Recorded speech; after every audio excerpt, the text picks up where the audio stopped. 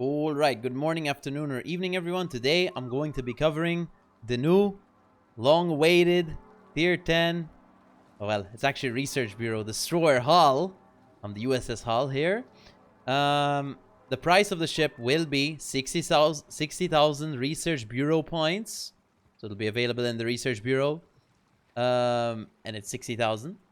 What is it? Well, it is a destroyer with 203mm guns. Yes. In real life, this was a gun used, by the way. Only one of them was used on the Sherman class destroyer here on the front. On one of them, the USS Hull. It was tested, I think, successfully in real life. But of course, in game, we have 3 of them. So let's see how that goes in game. But yes, we do have Des Moines caliber guns with the improved AP, I believe. So we pretty much have Des Moines shells, I think. Maybe, is it the same damage too with the AP?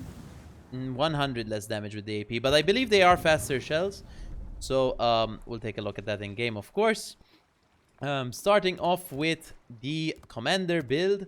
I'm going to be running something like this. We're going to run Preventative Maintenance, Last Stand, Survivability Expert, Superintendent, Adrenaline Rush, Fearless Brawler, Main Battery and AA Expert, and Gun Feeder. For equipment, I'm running Main Battery Mod 3, Reload Mod, Concealment System Mod 1, Prop Mod 1, Aiming System Mod 1, Engine Boost Mod 1, and Main Armaments Mod 1. For the camouflage for the ship available, it's the same as Sherman. This is a Sherman class ship after all. So we have this one, the normal camouflage, which is the standard navy gray. We also have an alternate, the dark blue. Pretty much the exact same camo as the Sherman. So we're going to run that navy gray. For ship characteristics, we have 29,850 HP. Actually, is that with HP flag on board? Yes, that is. For main guns, we have a 3-second reload with 14.8 kilometer gun range with 4.9k AP alpha, 2.8k HE alpha, 16% fire chance, very high for the reload. For torpedoes, we have the same exact torpedoes as Sherman. I believe the reload is exactly the same too. Basically, the single launchers, very restrictive launchers. The reload is the same, yes. Maneuverability, we only go 35.6 knots, but this one gets a speed boost 15%. So it gets quite high top, well, not high top speed, but it gets a 15% speed boost, which is pretty nice. For concealment, we have 7.2 with this build. You can go down to 6.5 if that's what you want. You can totally do that. For this build, it's 7.2.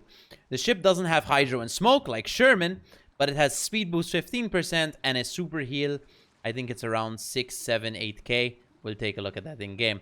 But that's pretty much the hull in port. Let's take a look at it in game. All right, here we are in the game in the USS Hull. I think it's DD945. Well, that's what it says on the hull number, so I assume it's correct. But yeah, we have 203mm guns. It's the same caliber as the Des Moines itself. So, we have these big guns. Now, we do have the improved AP angles, I believe the Des Moines does too.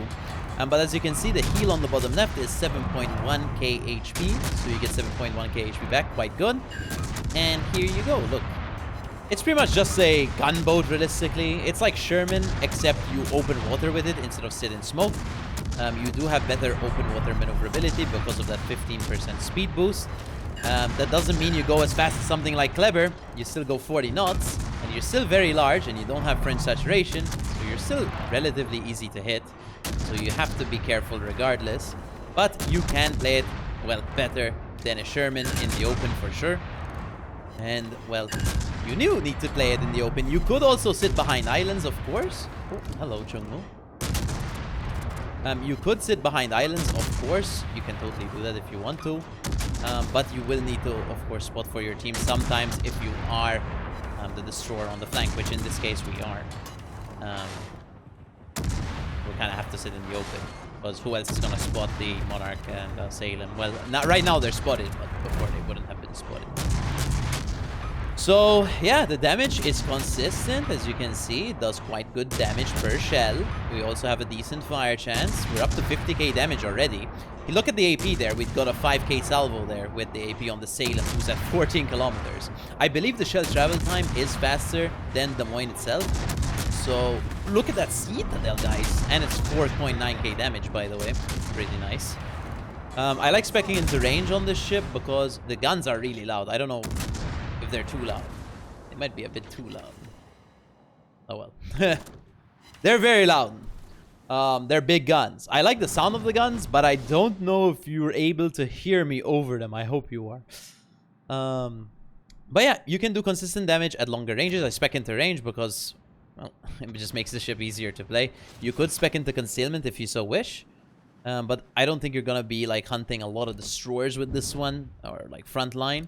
I think you can play it sort of like, well, not Kaba itself, but sort of like a gunboat in general, where you have extra gun range and you're able to do damage at longer ranges because of your shell travel times pretty fast, etc. The ship's pretty good. Overall, I would say this is a really good ship. 60,000 research points. This actually makes it the second 203 funny ship for research points. The first one being the Illinois was also a 203, well, battleship in that case. In this case, it's a 203 destroyer, so it's pretty interesting that they put both of them in Research Bureau. But it probably is really worth it, I think, in general. If you like gunboats, this is kind of worth it. It's also relatively unique, I guess, since it's the only destroyer in the game with cruiser caliber guns, where you have good pen, well, good fire chance. You can do a lot with the ship. It can be fun. It is, I must say, against like a destroyer in a 1v1. Of course, you can do good damage against it, but, well, I actually don't know the exact DPM value, so I wouldn't tell you exactly. But it does have the super heal, which is nice. I can check the DPM value right now. It does have that super heal, which is nice. So even if you do take a negative trade against a certain destroyer, maybe like a Kaba or something, where it's going to be outputting a lot of damage. Hold on, I'm trying to find the DPM on this one. You can still like out heal it, you know. In terms of HE DPM, it sits at, holy, where is it? Maybe it's not on this list, I guess. I don't know. It's 22nd place on HE DPM. It's actually right next to Trump and Grozovoy, so it's not that high. In terms of AP DPM, though, let me check. AP DPM, it is 10th place, so it's pretty fast. I mean, it's pretty good like that. But you do have the super heal to compensate. Maybe you do have lower DPM than other destroyers, but you have a super heal to compensate that, so you're still gonna be able to out-trade certain destroyers over time. If you're gonna go out and just go run at a destroyer straight away in the game, you're probably gonna get out-traded. Not always. It depends on the skill level of the enemy player, you know. But you might get out-traded if, let's say, you have the unequal skill. If you do play a bit passive, you should be able to, over time, out-trade him with your super heals. Yeah, it really depends on the engagement, guys. This isn't guaranteed, you know. I'm just giving you examples. As you can see, we're getting some citadels on this guy because, well, it is super like cruiser Smolensk. I have the Moine AP. But yeah, you're not going to be beating like a lot of destroyers actually in 1v1s in an instant engagement, especially if you're just going to run into the cap, you know, straight away. Just run into the cap. Because, of course, the enemy team is going to be shooting you a lot, and you're going to get hit pretty easily because this ship is huge. Even though you do have a 15% speed boost, if you're going to play too aggressive, you are going to get hit pretty easily. So do be careful about that. But as long as you don't play mainline, like run it down instantly, I think you should have a really good time with the ship. You can, of course, use islands to your advantage. Oh! As you can see there, we got hit pretty hard. I think that was a mixed combination of the Monarch and the Minnesota. As you saw, though, I took a lot of damage, but we can heal it back up, so it's not too bad. Luckily, we do get that super heal, making the ship really, I guess, easy to play. Easier to play. A lot of others. Another destroyer I really like with a super heal is Lucian, except its super heal is different than this one. I think it's larger, but it heals you slower. I think this one would be overall a better super heal. You get your HP back very fast, and that puts you in the engagement pretty much instantly again, so you can start shooting. But in this case, I'm gonna try to use this island. I don't know, man. I'm a bit tired, guys, but this ship's really good, you know? I actually really like this ship. I think it's a pretty good ship. 60,000 research points. Probably worth it, to be honest. I think that puts it at the same price as most other Research Bureau ships. Maybe taking into account some inflation. I don't know. Who knows? I don't know the exact price of the Research Bureau ships, but it's around 60. I think most tier 10s are around 60. So it does make it pretty worth it. I mean, this compared to the last 203 cruiser they released, Incheon, I think I prefer this one over an Incheon, you know? So yeah. I don't have much to say about the ship, except it's really good, you know? I like it. If you like gunboat destroyers, I think you're gonna like this ship in general. The AP is good, the HE is good, the super hill is nice, the maneuverability is okay. So it's quite easy to play. I think you're gonna have a bit of a hard time when it comes to fighting maybe Petros and Stalingrads, maybe some Moskvas, you know.